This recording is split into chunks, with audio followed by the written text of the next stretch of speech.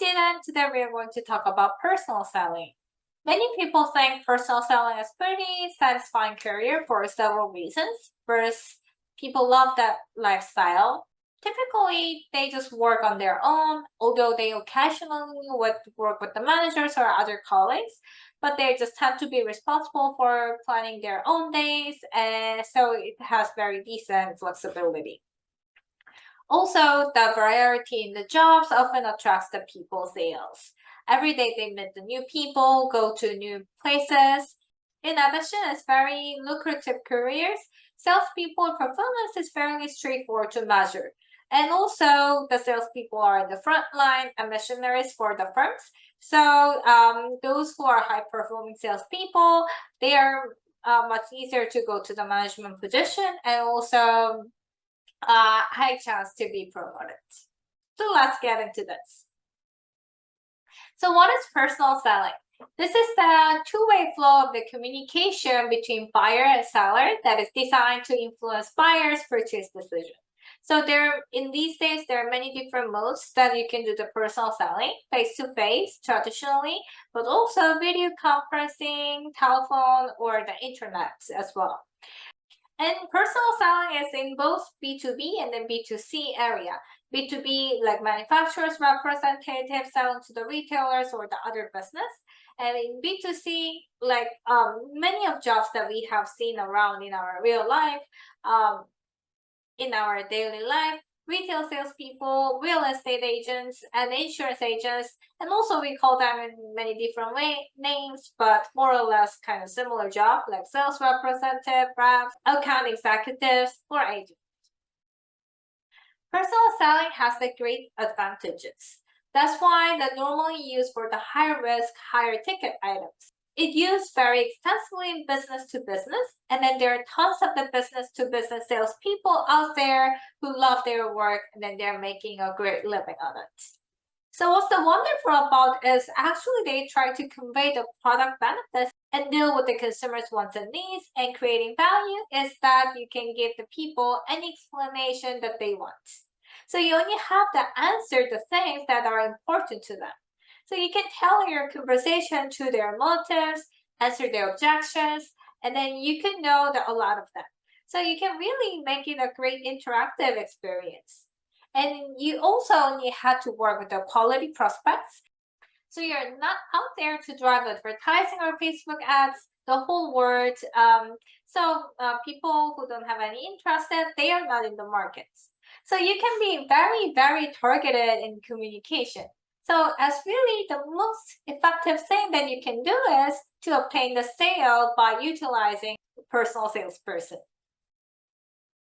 So today, people who sell things, you might have the kind of old images or old thoughts that salespeople are really pushy people.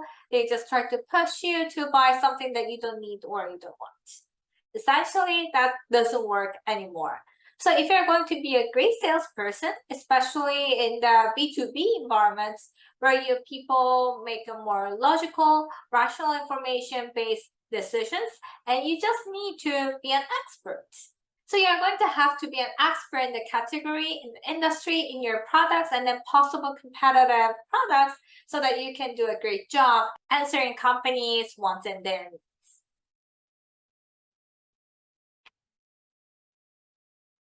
So again, you should add value. If you're going to be somebody who comes into their business place and then they give your time, you need to make sure that you add value. And then also give them advice, have information, have inside information. So if that's what they are looking for. So you should save those people's time. So you should build a relationship and then you should look for repeat purchase. I got a video here, and then you should take a look at this as how to start a sales conversation no matter what you sell. So it's a pretty good one, so that's why I picked. And also I have another couple of videos in this chapter. I hope you enjoy it. So let's talk about steps in the selling process. So if you get a job the next week to sell software equipment to the dental office, then what would you do? What's the process you would go through if you're selling software or equipment to the dental offices? The first thing you have to do is you have to generate the qualified leads. Lead is a contract already determined to be a prospective customer. So you have to figure out who these people are and know that where are you going to find out who you should talk to. So you can probably go to a local dental association and then find all this dentist office. Perhaps the product that you have is going to be really applicable to somewhere where there's a 7 or 8 dentists, but not mom and pop dentists, or maybe just one that's for the other group, but qualify who these people are. But you should qualify who these people are. And your qualification process may have to involve the calling them to see where they are as far as their needs, satisfactions on the products that you sell. But you're going to have to go through the process to figure out who these people are and then qualifying them. After that, you can get involved in the pre-approach process where you can find everything that you can about them. So you can go there and really give them the best advice and the best consultative sales experience, possibly by understanding what they need, by understanding CRM. So take a look at what you know about them. Then you should develop the solution. That also should be really customized. So we want a customized solution. You should be aware of that.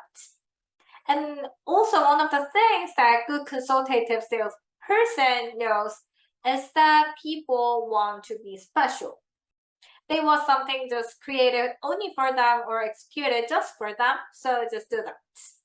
After that, develop the solutions, present to them, then handle all their objections. It is really smart if you're going to be a salesperson who anticipate their objections and then treat those objections just as another ask for information. So handle those objections, then close sales and follow up. So those are the basic steps. Now let's talk about a little more details about each of them. So prospecting and generating leads. You can actually look at any directions. You can cold call, you can go out and then send inquiries to people and then just get interest folks to come back to you. If they are interested in your products, maybe then you can generate the leads for a lot of places. You can get to know people and then also you can go to trade shows or events. And you network with the other folks belong to the organization if you're a salesperson. So you can get hooked up with the other people in the business community in the area or the industry in which you sell.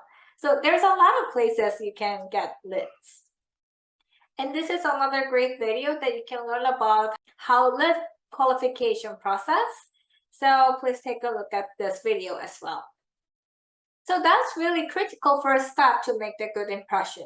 And then make sure that you create a relationship that they understand and then just know them. So you should care about them and then care about their success. They care about the results that they get from any product and also that's what they are picking up this category. So when you approach them, the person makes sure to make this whole thing about them, about their organization, and then you also basically there to solve their problems. Not about you, not about your company, their problems. So make the presentation and then deal with their objections. Make sure that presentation is customized. If you do a bunch of slides and then do the slideshow going on there, then just put their logo on it.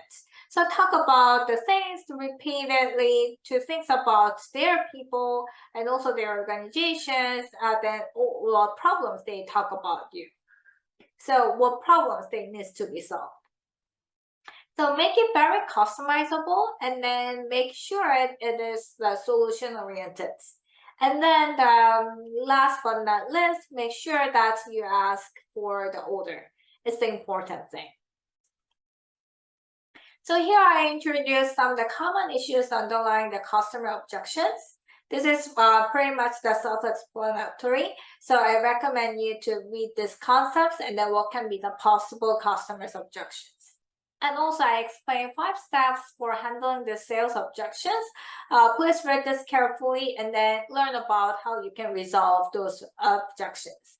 And keep in mind, I say the smart salespeople, they predict what kind of objections they can have. As I mentioned before, smart salespeople, they predict customers' objections in advance and then prepare for it, and then do those questions as just another question.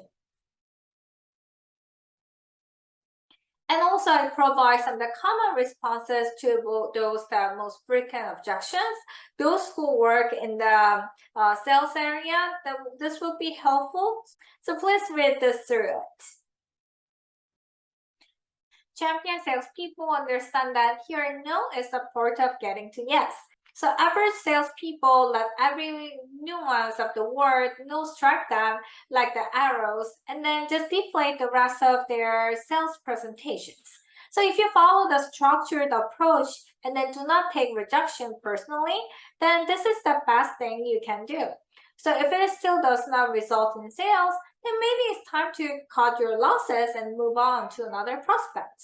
So always remember to the end, just make a positive note with the existing client. Even if you have rejected your offering on this occasion, you never know what the future brings business-wise for them. And this is another video related to the negotiation. Here's the guy who was the pre-FBI negotiator, and this video is great not only for the salespeople, but anyone who need to deal with the negotiation. We negotiation every time. We negotiation with our personal relationship, job interview, or any kind of difficult talk. Sometimes to resolve those problems, we need to negotiate. So I strongly recommend you to watch this video as well. Next, closing the sales. ABCs of sales are always be closing. So when it comes to the closing the sale, keep in mind that you cannot sell unless you close.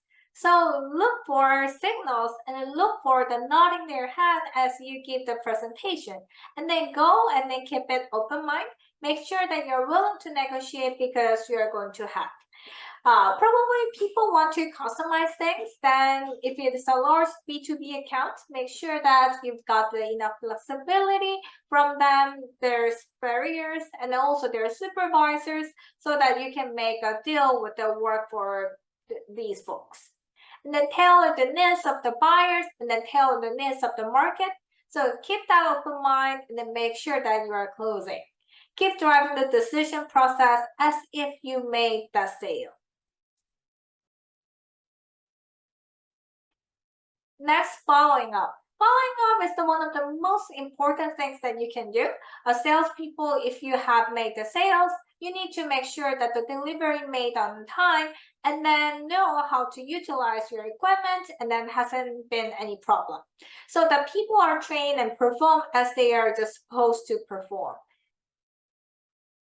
Even if you think you are only going to sell this thing one time, keep in mind that word of mouth, as I just mentioned, it is critical. It likes sometimes that people recommend you in the social media or any kind of word of mouth to the different companies.